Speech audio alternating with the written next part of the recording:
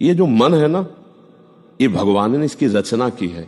इंद्रियाणाम मनश्चास्मि, कह रहे इंद्रियों में मैं मन हूं, और त्रिगुण माया का इसमें भरा हुआ पूरा पॉइजन जहर है। आप देखो मन छोड़ के गंदी बात में ही जाएगा, नहीं जाएगा।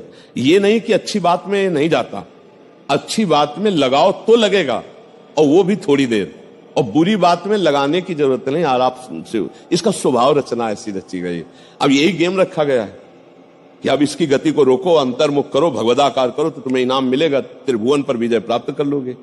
वो अद्भुत आनंद अंदर ही मिलेगा, किसी से कहने की जरूरत नहीं, आनंद मगन हो जाओगे। और उसी आनंद की खोज है। देखो, जब हमारा मन कहता है इस शरीर को भोग लें, इस वस्तु को भोग लें, अमुक, देखो सब अपने घर के जैसे बैठे हैं, क्या उसके भोगने के बाद मन को शांति मिलती है? थोड़ी देर के बाद फिर एक नया संकल्प बनता है, फिर एक नई, मतलब हमारी खोज अधूरी रही। वो नहीं मिला जो मैं सोच रहा था। सोचने में जैसा सुख मिलता है वैसा ना भोगने में नहीं मिलता, चाहे वो भोजन हो, चाहे वो दृश्य हो, चाहे वो कोई क्रिया हो। आप देखना, जो मन हमें सोचवा के पागल बनाता है, और जब हम उस पे जाते हैं तो वो चीज हमें नहीं मिलती है। तब लगता है कि वो यहां नहीं शायद यहां हो, यहां नहीं शायद यहां हो। ऐसे भटकते पूरा जीवन व्यतीत हो जाता है। बुद्धिमान वो है जो 2-4 कदम में ही लौट आवे कि गलत दिशा में जा रहे हैं, पर हम पूरा जीवन चलते रहते हैं, लौटने की बात ही नहीं आती। और यहां तक कि शरीर वृद्ध हो जाता है, इंद्रियां काम नहीं करती, पर मन वैसे ही सलाह करता रहता है। फिर भी नहीं सोच पाता कि चलो अब हुआ पूरा जीवन की शाम, अब तो राधा राधा जब कर अपना काम बना ले। लेकिन नहीं, बूढ़ा है फिर भी शराब पीता है, बूढ़ा है फिर भी गंदी बातें देखता है, बूढ़ा है फिर भी गंदी चेष्टाएं करता है, बूढ़ा है फिर भी नहीं सोच रहा कि मुझे मरना है और भगवत प्राप्ति का अब की उपाय कर लूं, इतना जीवन दे गया। ये क्या है? ये मन का केवल खेल है। वो अपने मन के गेम में फंस गया, निकल नहीं पा रहा है। अच्छा, इसमें ये हो कि चलो मन सुखी रहेगा, तो भी नहीं। आप जितना गलत करते जाओगे उतना वो नकारात्मक सोचे पैदा करता चला जाएगा, और उसका परिणाम यह आएगा कि आपको डिप्रेशन में पहुंचा देगा। मतलब किसी भी तरह से इस चैन नहीं लेने देगा। तो इसको लाना तो भगवान की शरण में पड़ेगा, तभी शांति मिलेगी, तभी सुख। बहुत गंदा, बहुत गंदा, बहुत नीच है ये, और ये बहुत उत्तम है। ये अगर सही रास्ते को पा जाए तो दूसरे के लिए अपने प्राण दे सकता है, परहित के लिए अपने प्राण दे सकता है, ये भगवान से मिला सकता है, ये सब सुख दे सकता है। बस इसको गलत ढंग से जो प्रयोग होना शुरू हुआ है, इसका ये बंद कर दे, वही बहादुर है। देखो, विरक्त मार्ग एक अलग होता है, लेकिन गृहस्थी में तो एक धर्मपूर्वक विषय सेवन की मर्यादा है ना। तो आप धर्मपूर्वक देख लो। अगर आपको अपनी पत्नी में, अपने पति में सुख नहीं मिला तो विश्व में कहीं सुख नहीं मिलेगा, क्योंकि है नहीं, तो आपको सीमित हो जाना चाहिए ना। लेकिन ऐसा नहीं होता, हम धर्म विरुद्ध बढ़ते चले जाते हैं, जो हमारा पाप बनता जाता है और हम क्लेशित होते जाते हैं। इसलिए हमें लगता है बहुत अच्छे अभी सत्संग के प्रभाव पड़ रहे हैं, तो हम निकल चले गंदी बातों से, हम निकल चले इस माया के फसाव से। नहीं तो धोखा ही धोखा, पूरी जिंदगी व्यतीत हो जाती है। भोगते भोगते हर इंद्रियां सब नष्ट होती जा रही, फिर भी भोग इच्छा। ये है क्या? समझो ना, पूरा जीवन हमको बेवकूफ बनाया जा रहा है। गौर से देखो, पूरा जीवन नहीं बेवकूफ बनाया जा रहा। एक बार और देख लेते हैं, इसमें हमारा पूरा जीवन जा रहा है। सुख तो नहीं मिला, पर एक बार ऐसे देखते हैं, शायद इस पद्धति से देखते हैं, ऐसे भोजन बनाते हैं, ऐसे ये भोगते हैं, ऐसे ये देखते हैं, ऐसा फंसाव करके रोज हमको गिराता है, रोज हमको मन भ्रष्ट करता है। कभी नहीं कहता कि एक बार भगवान से मिलूं क्या, कभी उसका मन नहीं होता। इसको तो जबरदस्ती लगाना पड़ता है। इसको भगवान में लगाने के लिए भी भोगों का प्रलोभन देना होता है, तब ये भगवान में लगता है धीरे धीरे। ये भोगी मन भगवान में भी लगने के लिए तैयार, तो भोग के लिए देखो, भगवान को मना लोगे ना तो बढ़िया व्यवस्था बन जाएगी, चक जो चाहोगे सब हो जाएगा, जो चाहेंगे भगवान दे। बहुत मन बेवकूफ बनाता है, इसलिए हमें लगता है मन की बेवकूफी से बचना चाहिए। एक आया था भगतला, उसने कहा भगवान से मैं भजन करूंगा, सब करूंगा, लेकिन 1 लाख सुंदरियां स्त्रियां चाहिए। अब गजब का दिल है तेरा, गजब का दिल है यार।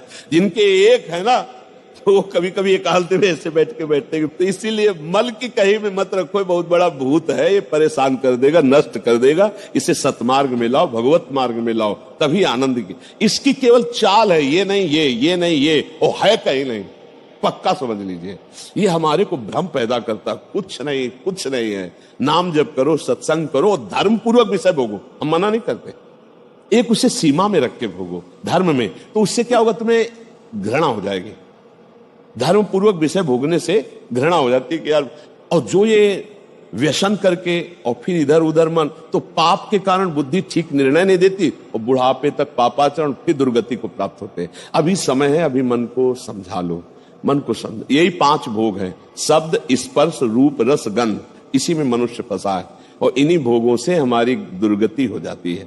बोलो अभी तक फाइनल में अगर बोला जाए तो अभी तक क्या है अपने पास? कोई अनुभव है क्या? बस एक ही है कि एक बार और चांस मिल जाए, बस किसी भी विषय का, मतलब किसी भी विषय का। मन में हर बार ये रहता कि अब की बार, लेकिन कभी अब की बार पूरी ही नहीं हुआ। तो इसको रोकना जरूरी है कि भजन, साधन, धर्मपूर्वक विषय सेवन और समाज की सेवा। कभी एक बार ऐसा करके देखना, कोई बूढ़ा ऐसा भूखा प्यासा फुटपाथ में पड़ा हो और उसको कभी अपने घर लाना, नहलाना, धुलाना, कपड़े पहनाना और भोजन पवाना। फिर वो जब तुम्हारी तरफ देखेगा तो तुम्हें जो सुख होगा वो जिंदगी में किसी भी भोग में नहीं मिला होगा। आप लिख लेना हमारी बात। कभी कोई बीमारी से तड़प रहा हो, किसी की सेवा का वहां कोई अवसर नहीं है और आप सेवा का अवसर देकर उसे आप स्वस्थ करो, आप अस्पताल ले जाओ, फिर जो आपको सुख मिलेगा हम आपको कैसे बताएं?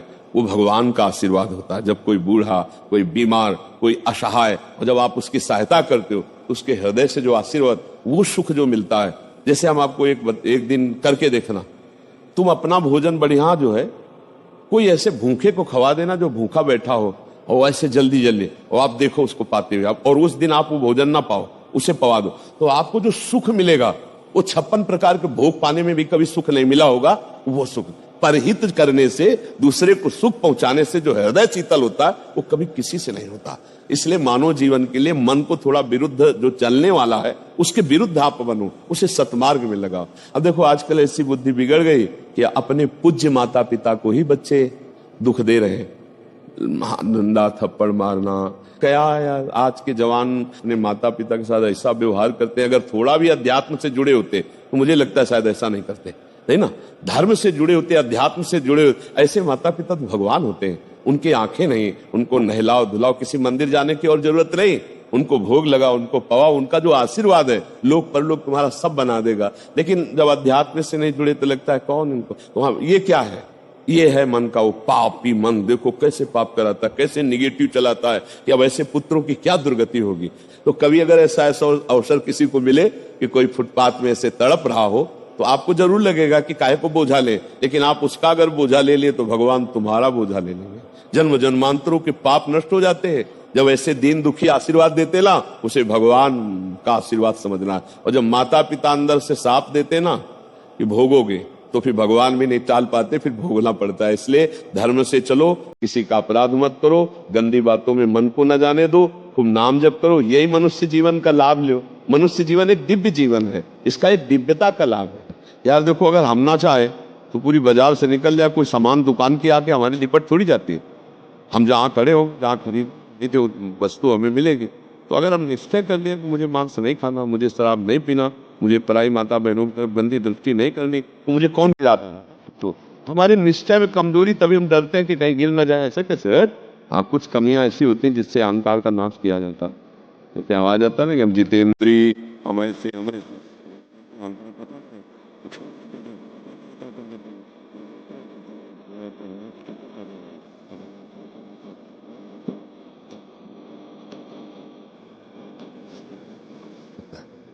नहीं गिरा सकता। बात मान ली, हो गया, हो गया। बात मानने से रुका है।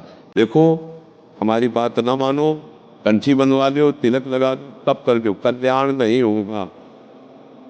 हमारी बात कल्याण होगा।